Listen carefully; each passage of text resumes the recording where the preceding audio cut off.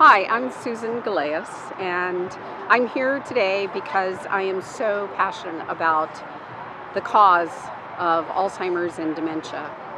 Uh, this disease affected me personally. I had one grandmother who was diagnosed and lived far too many years with Alzheimer's.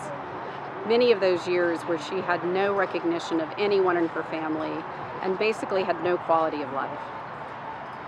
And it was, I think, the hardest on my parents who were trying to care for her from a little bit of a distance and at a time when they should have been enjoying their own retirement. And then my other grandmother had organic dementia.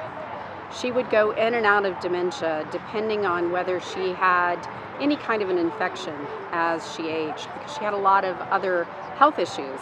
And again, it was incredibly tough on my mother, who was the only one of her children who was close in proximity. And so she was the one that would get the calls late at night, in the middle of the day when she was out trying to do something, whether it was shopping or maybe going with friends to go get something to eat.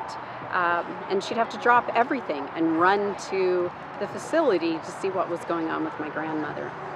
So I've seen the disease in multiple forms, and I also understand the impact that it has on caregivers. Or at least I thought I did, until I took this role as president and CEO of Alzheimer's Greater Los Angeles. And it's through this role that I came to realize that this is not a disease that just affects older people.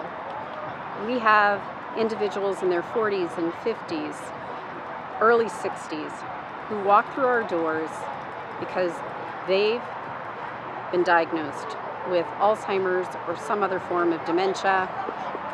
And many of them still have young children at home. We have family caregivers as young as 8 years old. That was such an incredibly eye-opening experience for me, to realize that this disease isn't just about our aging population. It's not just about those people who many of us think have lived a good life. This is a disease that affects the entire family. And it affects younger people because often they're the caregivers. They're the people who are trying to give up a part of their life to care for their individual who's been diagnosed. I also think that this is a disease that has such a devastating economic impact, not just on families, but on our communities, on all of us as taxpayers.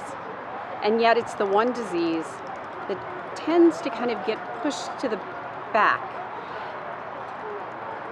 I think we as citizens of this country, of the world, have a responsibility to embrace this disease as much as we've embraced breast cancer, other cancers, AIDS, diabetes, Alzheimer's.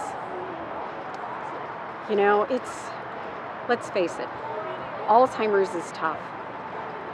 And I'm really grateful to have spent the last 6 years working with an organization that is there when people need it the most. Because it's so much easier if we can face it together.